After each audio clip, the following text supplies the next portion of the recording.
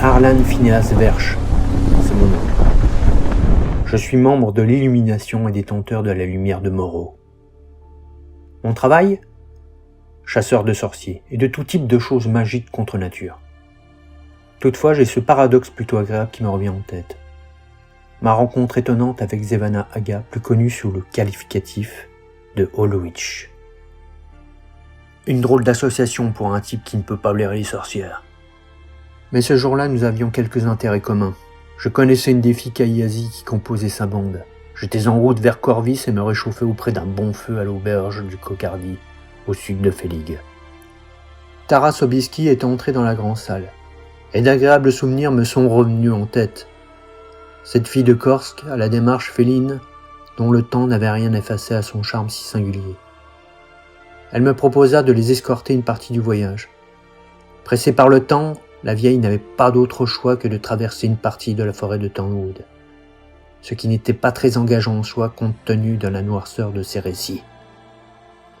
Des forces magiques d'un autre âge hantent ces hauts lieux séculaires.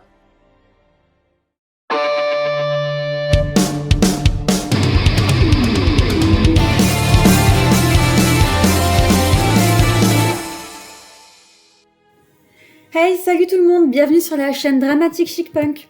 Alors aujourd'hui, petit épisode un petit peu spécial, parce que c'est pas moi qui vais jouer avec Raphaël, on a un invité, notre ami Eric, alias Lowendal.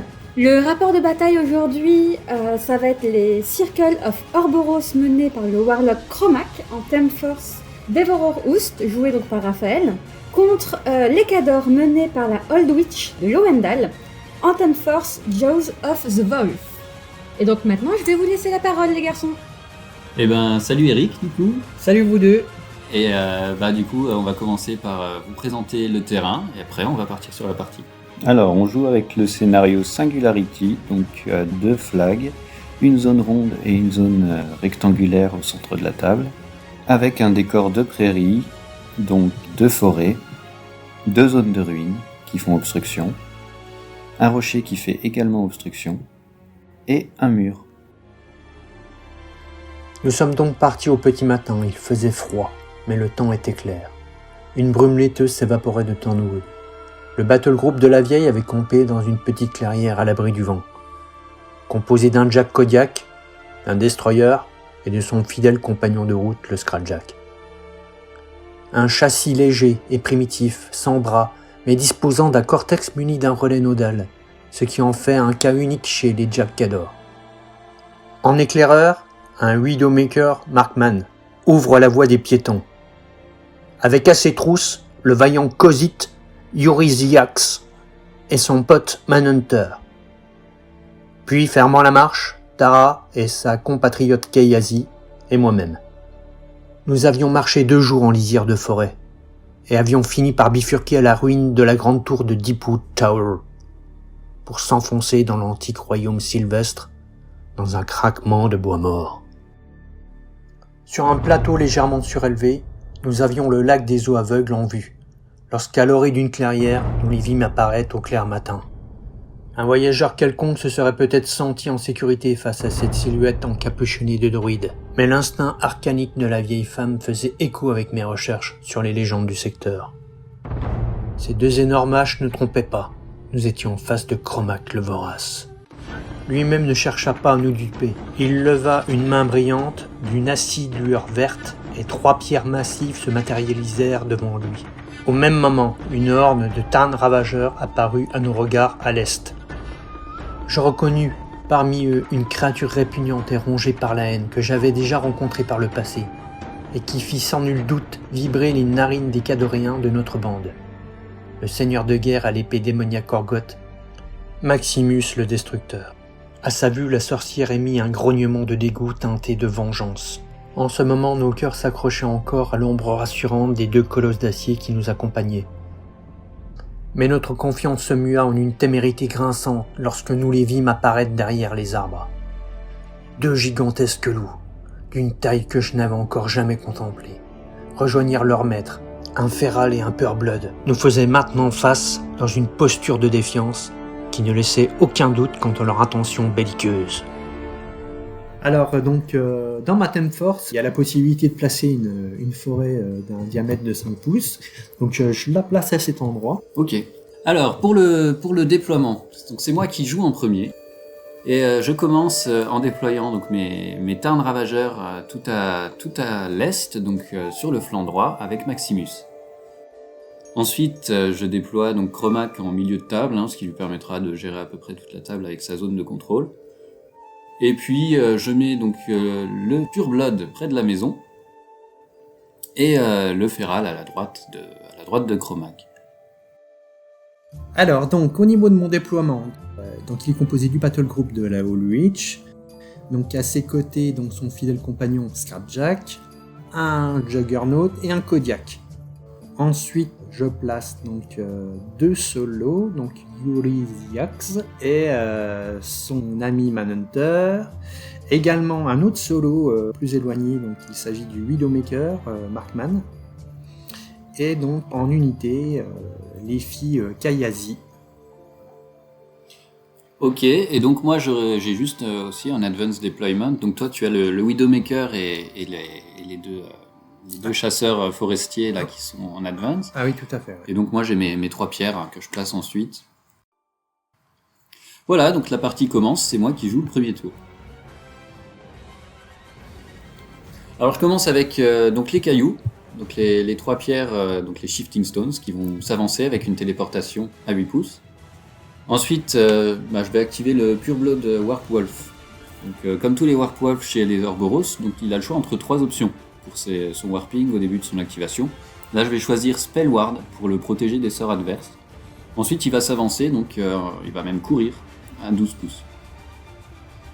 Ensuite, c'est son acolyte, le Feral Warp Wolf, qui va s'activer aussi et qui va choisir Plaque de protection. Ça va lui octroyer 2 points d'armure supplémentaires, donc pour le protéger un petit peu de tes cadors. Et ensuite, il va aussi s'avancer, même courir. Donc, il va courir également à 12 pouces. Je vais ensuite activer Cromac, qui va faire un mouvement de 6 pouces en direction de l'adversaire pour gagner du terrain avec sa zone d'effet. Il va lancer le sort Résolution Implacable sur l'unité de Tarn Ravageur pour 2 points de furie et Agression Sauvage pour 3 points de furie sur le Feral. Ensuite, l'unité de Tarn Ravageur va courir à 12 pouces dans la forêt, accompagnée par le solo, donc Maximus.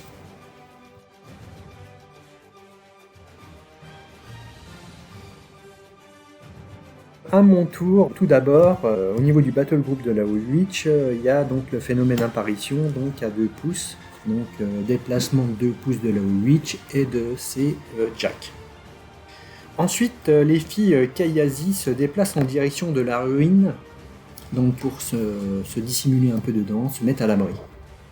Vient donc les 2 solos Eurysyax et Manhunter qui se déplacent ensuite dans la forêt, bien à 3 pouces du bord pour ne pas être en ligne de vue du Feral qui a l'air vraiment menaçant en face. Le Kodiak qui bénéficie d'un bonus de mouvement de plus 2 lors d'une course grâce à sa grosse chaudière se met donc à courir à 10 pouces, suivi du petit Scrapjack qui fait de même une course à 12 pouces en raison de son mouvement natif de 6 pouces. Voilà, donc le Scrapjack qui apparaît dans le champ visuel des Tarn Ravageurs, côté droit de la forêt. Ouais, c'est le plan. Ensuite, Zevana Aga, donc la fameuse All Witch, s'avance de 6 pouces, escortée par les petits jeunes forestiers. Elle arc-node via Scrapjack un nuage de corbeaux, donc c'est un coup de 3 de focus, placé devant les ravageurs et utilise immédiatement son feat. Alors son feat, dans sa zone de contrôle, ce qui est donc de 14 pouces, toute figurine de nature guerrière qui rentre ou termine leur mouvement dans cette zone donc subissent une peau 14 et également son KD. Alors donc c'est vrai que pour une mémé, elle fait pas dans la dentelle. Ensuite, elle utilise son sort potence, toujours via donc le Scrapjack en relais nodal, pour 3 de focus de plus. Et donc elle cible un des Tarn Ravageurs et le touche sur un jet boosté, malgré la défense augmentée par Concealment du Tarn Ravageur. Mais c'est là que j'ai oublié justement la petite subtilité et le petit sort que tu leur as attribué. Donc l'unité de Ravageur est sous l'emprise d'une résolution implacable de Cromac, donc ils ne peuvent pas être déplacés. Voilà. Donc la Old Witch peut juste compter sur ses jets de dégâts par rapport à cette attaque potentielle. Ouais, donc ta petite strat, c'était d'attirer le Tarn Ravageur en fait dans ta zone de fit. Dans ma zone de fit Ouais. et dans la zone de corbeau à 8. Et dans la zone de corbeau, à voilà. peau 8 Que aussi. ils se prennent les deux pots successivement. Et ouais. Et en plus, je l'ai pas fait intentionnellement, mais ça m'a effectivement bien aidé. Voilà, et puis donc, suite à cette attaque, donc le Tarn Ravageur se prend quand même 4 points de vie, ce qui n'est pas rien, mais donc celui-ci dispose de 5 points de vie, donc il lui reste un point de vie, et en plus, effectivement, les Tarn Ravageurs ont une règle spéciale très sympa, c'est Rapid Healing, donc ils sont capables à chaque fois qu'ils se font pas tuer par une attaque ennemie, qu'ils sont juste blessés, ils regagnent immédiatement un des 3 points de vie. Ah, les sacrés Tarn Ravageurs. Voilà, donc là, le Tarn va regagner un point de vie. Puis donc, petite course côté Jack chez les Cadors. Donc le Juggernaut donc se met à courir. Mais également Arlan Verge qui décide de rejoindre son petit groupe de Kayazi, direction la ruine. Le Widowmaker reste sur place, ne cherchant pas à s'approprier tout de suite le flag, voulant rester à distance et en étant... Et pensant être en sécurité. Tout à fait, avec son petit concealment. à quelques brassées de son flag. Voilà.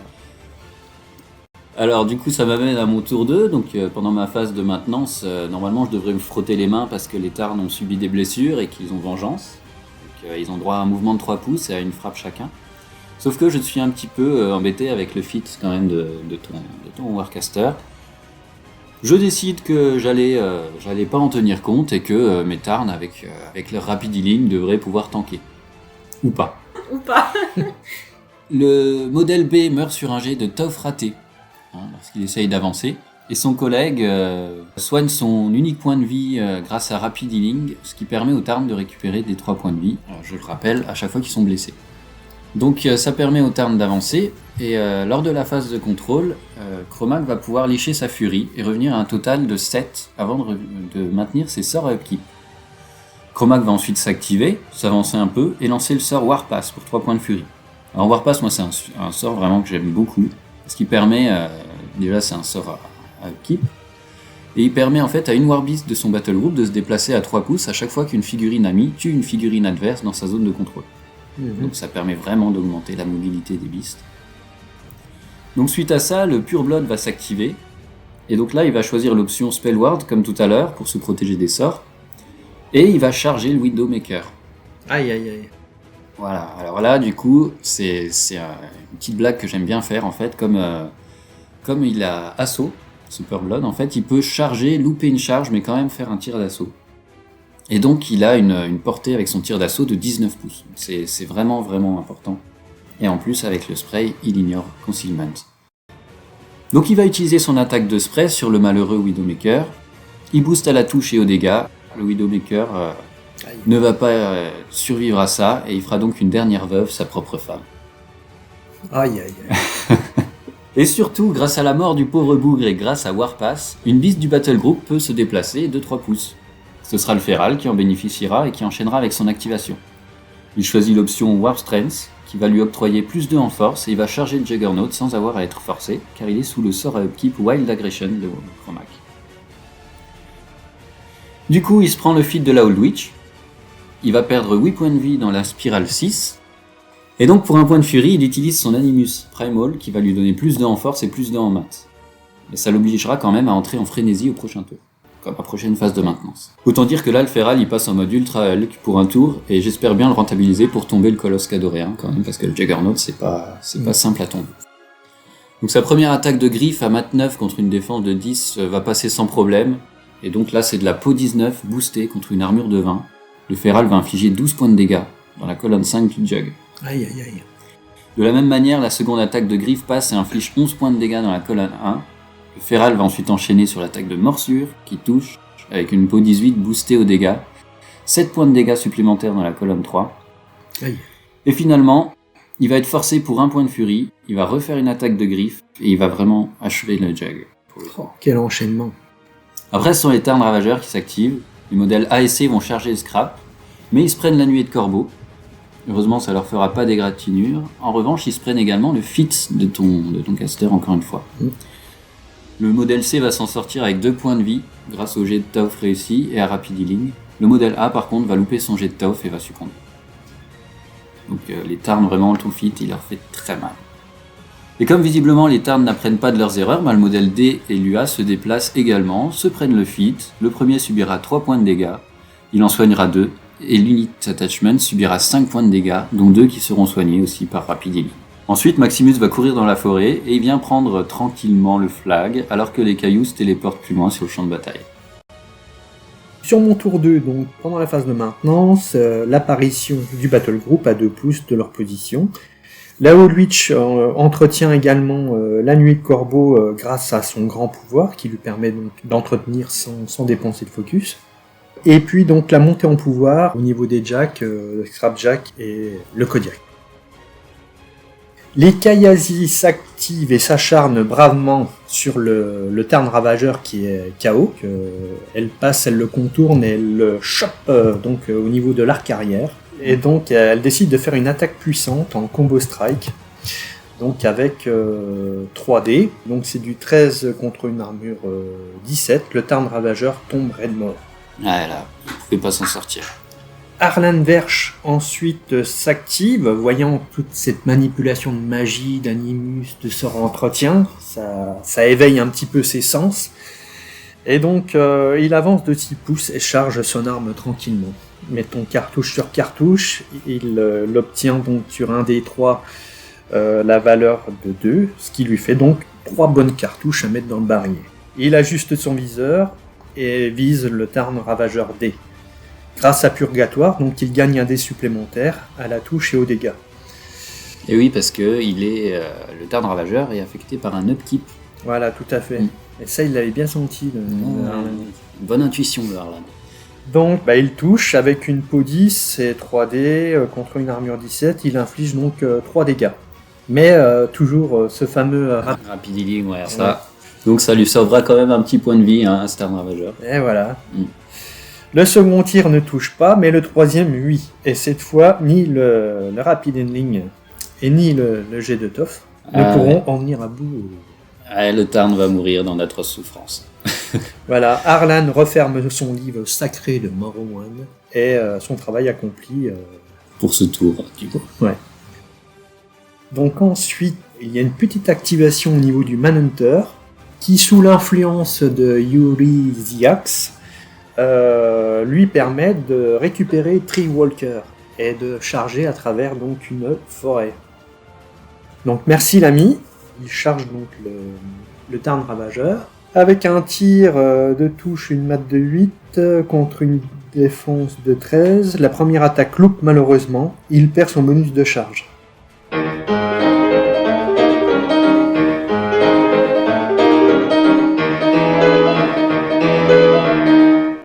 Ça c'est pas de chance parce que vraiment là il aurait pu vraiment faire du dégât. Ouais, vraiment pas de bol. La deuxième attaque passe avec une pause contre une armure 17. Le Weapon Master n'inflige que 2 points de dégâts au Tarn Ravageur, qui va même se payer le luxe de soigner un point, ouais. Voilà. Donc là vraiment c'est quand même décevant, je pense. Cette action du Manhunter, là t'étais pas jouasse à ce moment-là. C'était plutôt décevant comme ça. Il était censé normalement statistiquement descendre ce Tarn. Oui. Ensuite, c'est le tour de Scrapjack, qui est à distance en fait de Maximus. Il décide d'avancer et, grâce à son allonge de 2 pouces, de mettre quelques taquets à ce cochon mignon. Cochon sauvage. Voilà, donc avec une mat de 5 boostée, parce qu'il fallait vraiment la booster contre une défense de 13, le plus mignon des Jack Cador touche le cochon et booste aux dégâts. Avec une peau 12 contre une armure 18, le Scrapjack inflige quand même 4 points de dégâts. Ouais, sachant que Maximus en a 8. Ouais. Ah ouais, donc la moitié. Le Scrapjack booste sa seconde attaque, qui passe aussi, infligeant des dégâts à Maximus, mais qui en réchappe avec un jet de Toff réussi. Ouais, tout à fait, et donc cadet le Maximus. Eh oui. Sauf que... Sauf que la Old Witch a bien repéré en fait l'efficacité de son petit Scrapjack et profite de cette opportunité pour utiliser Sentier Invisible et se téléporter littéralement aux côtés de son compagnon pour botter les fesses une bonne fois pour toutes du porcinet. Elle le touche sans trop de difficulté et frappe avec une peau 13 contre une armure 18. Sur un bon jet de dés, elle tue et récupère son âme. Ah voilà, la vengeance est accomplie. Le Kodiak, qui vient de voir son copain Juggernaut se faire ouvrir comme une boîte de conserve par le Feral, décide d'agir. Avec une mat de 7 contre une défense de 14, sa première attaque boostée à la touche passe. Avec une peau 16 contre une armure 16, à 3D, il n'inflige malheureusement que 5 dégâts, dans la spirale 5 du loup. La seconde attaque boostée à la touche passe aussi, mais n'inflige que 4 points de dégâts à la spirale 1. Comme le Kodiak a réussi ses 2 attaques initiales, il peut faire une prise spéciale. De ses 2 gros gants mécaniques, il chope le loup et cherche à le projeter à 1 des 6 pouces dans la direction des Shifting Stones. Avec une mat de 7 contre une défense de 5, le Warjack Cador y parvient sans problème. Ça va faire mal. Le loup a une armure de 16, se prend des dommages collatéraux. Le Feral est KO, perd 4 points de vie dans la spirale 2. Et il perd son mind. Et il perd son mind. Les dommages collatéraux de la Shifting Stone ne lui infligent que 2 points de dégâts. Et pour finir, le Kodiak termine son tour dans un jet de vapeur, avec une peau 12, dans une aire d'effet de 4 pouces, centrée autour de lui, mais finalement ce ne sera pas vraiment de l'eau de vapeur, mais de l'eau tiède. Plutôt de l'eau tiède, quoi. Ouais, ça n'infligera aucun dégât. Ensuite vient le tour de Yuri Ziax, qui se met donc à charger le Feral à travers donc la forêt, ouais. Grâce à Treewalker. Avec une mat de 8 contre une défense de 5, il le touche sans problème. Sachant que le loup est déjà dans un piteux état ouais. À ce moment-là. Donc il est là justement pour finir la bête. Enlever les 9 points de vie restants. Et donc on compte sur toi, Yuri. Alors il se jette sur l'animal. Avec son Weapon Master, il a donc 4 dés, c'est du pain béni pour lui. Mais au final, il n'infligera que 7 points de dégâts. Ouais, alors je sais pas ce qu'il y avait dans cette forêt où étaient le Manhunter et Yuri, mais à mon avis, ils ont goûté à des champignons pas nets. Là. Ouais, parce que tous les deux, là, leurs actions, elles sont quand même un petit peu limites. Elles ont été affaiblies par quelque chose dans cette forêt, je ne sais pas trop quoi. Et on va le voir, du coup, c'est vraiment des conséquences importantes, parce que ce Feral, il va re-rentrer dans le game après. Alors que là, il lui reste 2 points de vie. Non, ouais, il lui reste 2 points de vie là. Ouais, 2 points de vie, ouais. Donc pour l'instant, le Feral, il est à moitié en train de mourir. À la fin du round 2, le score est nul des deux côtés. Et là, on passe à mon tour 3. Alors pendant la phase de maintenance, moi, mon dernier Tarn qui est en état de combattre va frapper le Manhunter grâce à Vengeance. Il va lui infliger 4 points de dégâts, sachant que le Manhunter donc a 5 points de vie. Pendant la phase de contrôle, ensuite, c'est mon Feral qui va... Donc il dispose encore de 2 malheureux points de vie, donc il va s'activer immédiatement, parce que j'avais lancé Primal, son Animus, avant. Donc ça renverse son état cadet, il entre en frénésie, et il attaque le modèle le plus proche, qui est le Kodiak, avec lequel il est toujours socle à socle. Donc comme il est en frénésie, l'option du Warp Wolf est forcément plus de force, et avec une mat de 7 contre une défense de 10, le jet est boosté à cause de la frénésie. Et comme il a perdu son Mind, il perd aussi un dé à la touche. L'attaque passe, et avec une peau 17 contre une armure 20, c'est 5 points de dégâts qui sont infligés dans la colonne 1 du Kodiak. Pas mal quand même. Ouais, donc pour le coup, vraiment, la frénésie m'a vraiment servi, parce que j'ai pas eu besoin de le forcer, sachant qu'il a plus du tout... il a plus possibilité d'être forcé à cause des aspects qu'il a perdus. J'ai pas eu besoin de le forcer pour pouvoir faire cette action. Ensuite, Chromac va licher sa furie, revenir à 7 points de furie, et ensuite il va entretenir le sort Warpass. La première activation du tour 3 sera donc mes Shifting Stones qui utilisent Healing Field, ce qui va permettre à la pierre endommagée de récupérer 2 points de vie et surtout au Feral d'en récupérer 1. Ce qui va me permettre aussi de récupérer l'aspect Mind au passage. Et voilà. Le Tarn s'active ensuite et utilise son mini-feat Overtake. Il va pouvoir frapper le Manhunter et avec une peau 13 contre une armure de 14, le solo à qui il restait 1 point de vie va décéder sur un jet de Tauf raté. Ça permet au Tarn de faire un mouvement de 1 pouce en direction de la mémé. Il va la frapper en utilisant le Corpse Token qu'il avait depuis le début de la partie, donc pour racheter une attaque. Mais bon, elle est agile, la vieille, et l'attaque manque, malheureusement. Chromax s'active ensuite, il va lancer le sort Résolution Implacable pour 2 points de furie sur lui-même. Et il va donc perdre Warpass, que j'avais entretenu finalement inutilement. Il lance également le sort Bestialité pour 3 points de furie, et il utilise son Feat. Alors il choisit de se sacrifier 6 points de vie pour gagner 6 points de furie, et il revient à un pool de 7 qui lui permet, en forme bestiale, de se battre en full capacité. Alors il fait d'abord son mouvement de 6 pouces, puis il fait un saut de 5 pouces pour arriver au contact de son loup. Avec sa range de 2, il peut taper Yuri et ne va pas se gêner. Aïe aïe aïe. Il le touche aisément et avec une peau 14 boostée contre une défense de 14, il le pulvérise. Donc, le jet de tof ne changeant rien au sort de Yuri qui va mourir dans notre souffrance. Ça te rappelle des mauvais souvenirs. La Hein. catastrophe. Ah ouais, non mais les champignons là, c'était vraiment... Il y avait un truc pas net. Ensuite, donc Romac attaque le Kodiak, il le touche et il décide, face à l'armure de 20 du gros Jack Cador, de booster aux dégâts. Il va lui faire 11 points de dégâts quand même dans la colonne 6, ce qui est pas mal. Il utilise ensuite un point de furie pour soigner le dernier aspect du féral, soit un point de vie supplémentaire dans la spirale 5. Donc du coup, maintenant j'ai un féral qui est complètement OP sur ses aspects. Tout content d'avoir son maître juste à côté, le Pure Blood va charger le Kodiak avec l'option plus 2 en force. Grâce à l'assaut, le Pure Blood peut utiliser son spray qui passe sans problème, et avec une peau 14 contre une armure de 20, le féral va infliger 2 points de dégâts seulement. La première attaque de griffe par contre va toucher, et grâce aux dégâts boostés accordés par la charge, le loup va infliger 10 points de dégâts dans la colonne 2 du Jack, ce qui est beaucoup plus rentable. Sa deuxième attaque de griffe passe également, j'ai boosté, le féral va infliger les 6 derniers points de dégâts qui mettront le Kodiak au rebut. Et là tu te dis, Et de 2. les 2 Jack lourds sont partis, voilà, à ce moment-là je me sens quand même assez confiant. À la fin de ce tour, score de 2-0 pour Raph.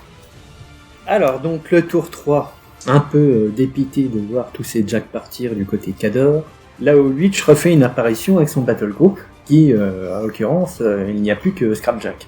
Elle entretient tout de même donc sa nuée de corbeaux, pour maintenir quand même la petite zone de blocage, et en même temps c'est une zone de protection quand même pour elle.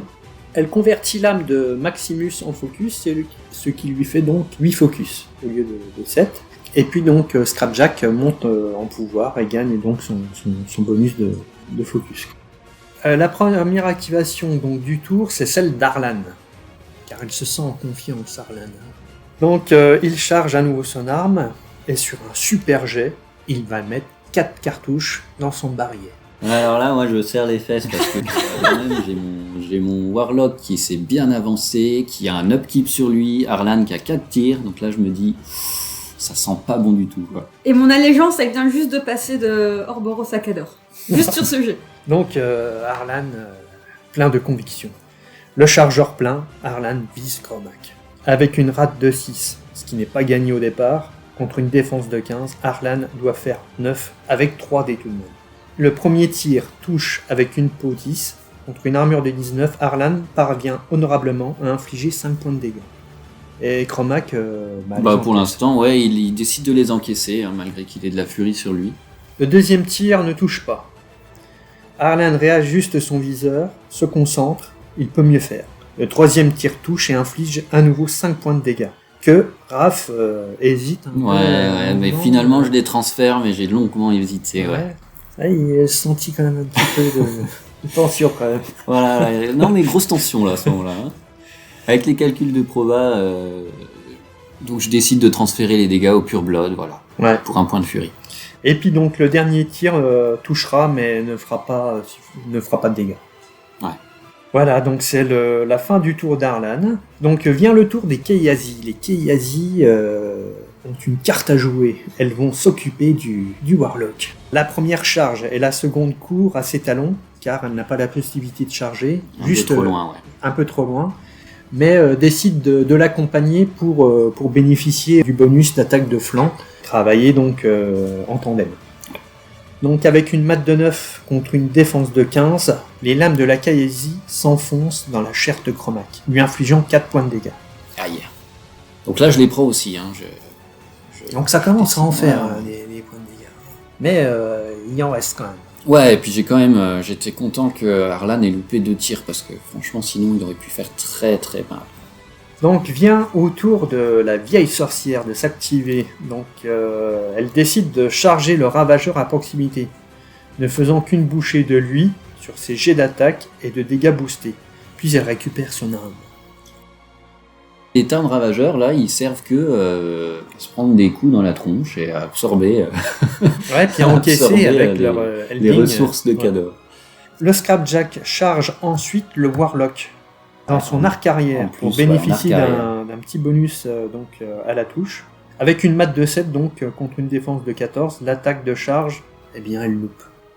Et ouais, et là c'est on va dire le 4e coup de pas de chance là, parce que t'as déjà donc les 2 attaques de tes 2 forestiers qui ont été un peu décevantes. T'as Arlan qui a loupé quand même 2 tirs sur 4. Et là c'est normalement je pense que Chromac aurait dû tomber à ce moment-là. Ah oui, puis le truc gênant aussi qui m'a un peu parasité ce tour-ci, c'est le fait que t'aies quand même que t'aies fait ton sort justement pour m'empêcher de produire des sorts dans ta zone de contrôle. Tout à fait, ouais, c'est vrai que ça Je n'ai ça pas m'a pu aussi donner bien aidé, d'avantage à Scrapjack pour justement l'accompagner dans sa charge. Ouais, je me suis bien protégé là-dessus, ouais, effectivement. Mais donc là, effectivement, je souffle un peu parce que justement cette attaque décisive va pas passer.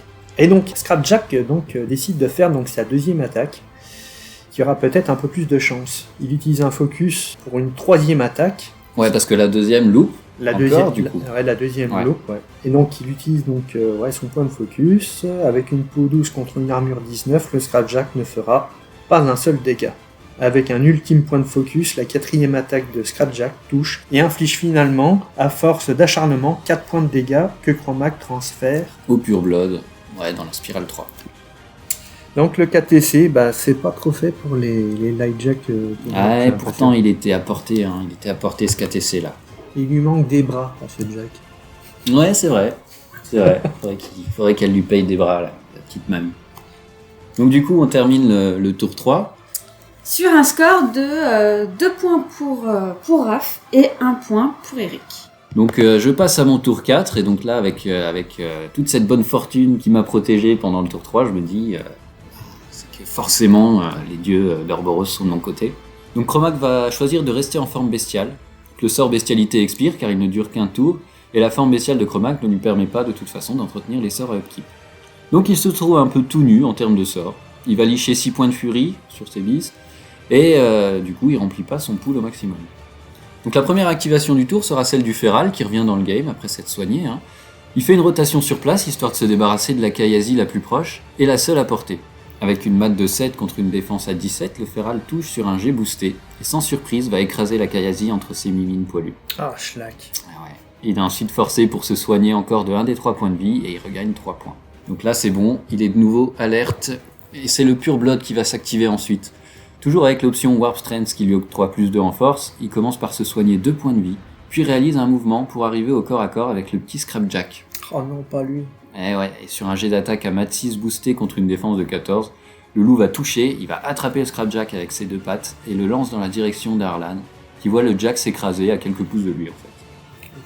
On finit avec l'activation de Chromac, donc il va se déplacer autour de la Kayazi en restant dans sa zone de corps à corps pour pas se prendre de free strike. Puis il s'en échappe avec un saut qui lui évite une frappe gratuite de la guerrière et le fait atterrir au pied de sa cible, la vieille sorcière. Aïe, aïe, aïe, aïe, aïe. Alors là, il va tout donner avec une mat de 8 contre une défense de 15. Il va sécuriser ses attaques à la touche en boostant, mais pas aux dégâts parce que sa peau égale l'armure de la maléfique seigneur. Donc sur la première attaque, il lui inflige 8 points de dégâts, 5 seront absorbés grâce à un point de focus. Chromac recommence, une deuxième attaque qui inflige à nouveau 8 points de dégâts et à nouveau 5 qui seront compensés par un point de focus.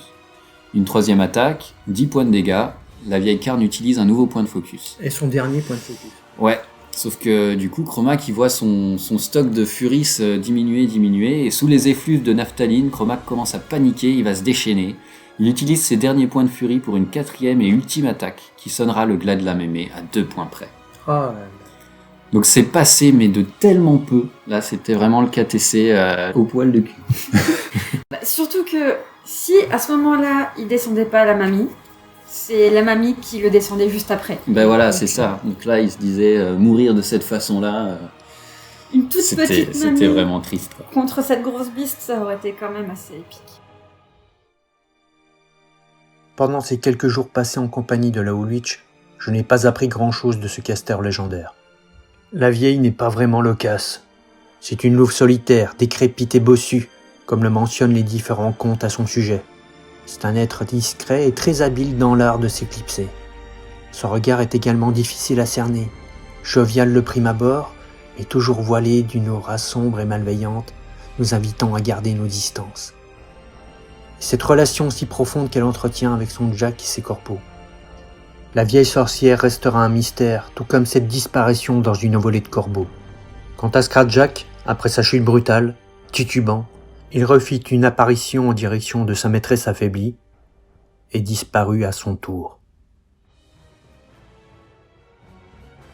Et donc là c'est une partie vraiment super Tendue. Ouais, super tendue en fait, parce que moi, normalement, je pense que j'avais de fortes chances de pas passer le tour 3, et finalement, le sort en a décidé autrement. Ouais, c'est vrai que c'était une partie plutôt agréable. Puis moi, je trouve que Caster Allwitch me plaît de plus en plus, cette vieille bonne femme. Il va falloir que je la prenne en main, que je la joue un peu plus souvent. Le point faible, c'est que je fais pas assez de parties, mais bon, je suis quand même content d'avoir retrouvé tu sais que t'es toujours le bienvenu.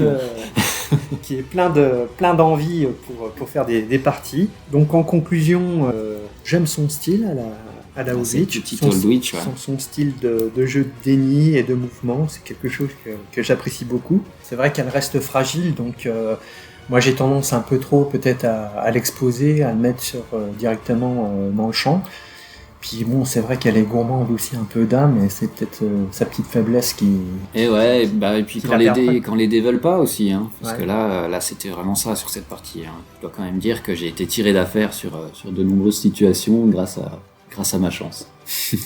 Là, étonnamment, ça a été un peu échec sur échec. Bah ouais, parce que Yuri, tu l'as déjà joué plusieurs fois avec moi, et moi je sais qu'en général, il fait des dégâts beaucoup plus importants que ça. C'est vrai qu'il survit à la fin de la partie. Normalement, il survit à la fin de la partie. Et là, quelque part, le fait qu'il trépasse, ça fait un petit coup quand même au moral. Et ouais, c'est ça.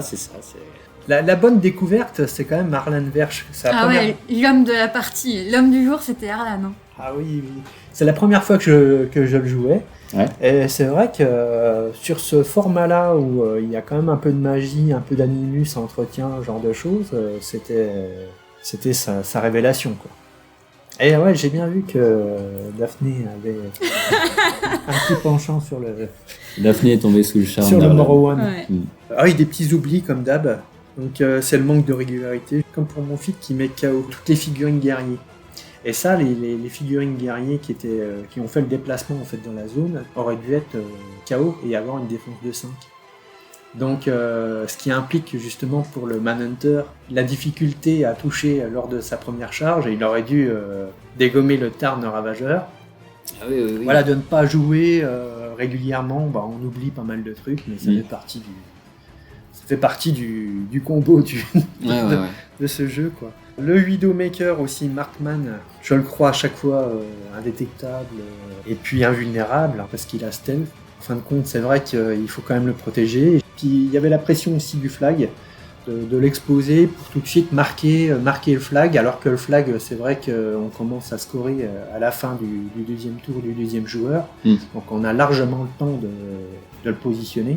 Et c'est vrai que positionner un peu en arrière-plan, avec son tir létal qui lui fait 3 points de dégâts, au final, il serait peut-être venu à bout du Feral. Ouais, c'est possible, ouais. Merci à toutes et à tous d'avoir suivi cette vidéo, qui s'est un peu fait attendre, faut avouer. On n'a toujours pas réussi à être parfaitement au point sur les règles, mais on a préféré la sortir quand même, parce qu'on pense qu'au fond, c'est pas ça le plus important dans une partie de War Machine. Alors on voudrait remercier quelques personnes, à commencer par Eric, alias le Wendell, avec qui on a fait cette vidéo et avec qui on partage toujours des super moments. Merci aussi à Matt de la Guerre au Garage, dont vous avez sûrement reconnu le schéma de couleur des Orboros, dont j'ai récupéré une partie de la superbe armée, et donc je peins les miens selon la même recette. C'est d'ailleurs Matt qui a converti et peint la forme humaine de Chromac que vous avez vue dans cette vidéo. On profite aussi de ces quelques minutes pour faire un petit coucou au Loup du Téméraire, notre club de jeu à Nancy. Même si la situation ne nous a pas vraiment permis de nous réunir aussi souvent qu'on l'aurait voulu cette année, on a passé de merveilleux moments avec eux. Ouais. D'ailleurs, si vous avez du temps libre, les 13 et 14 novembre, le club organise la 5e édition de sa convention, le NIP 2021. Ce sera à l'espace Jean Jaurès de Tomblaine. Passez donc nous faire un petit coucou. Les détails seront dans le lien en description, ne vous inquiétez pas. Ça va être top. Allez, à très bientôt pour le prochain rapport de bataille. À plus. À plus.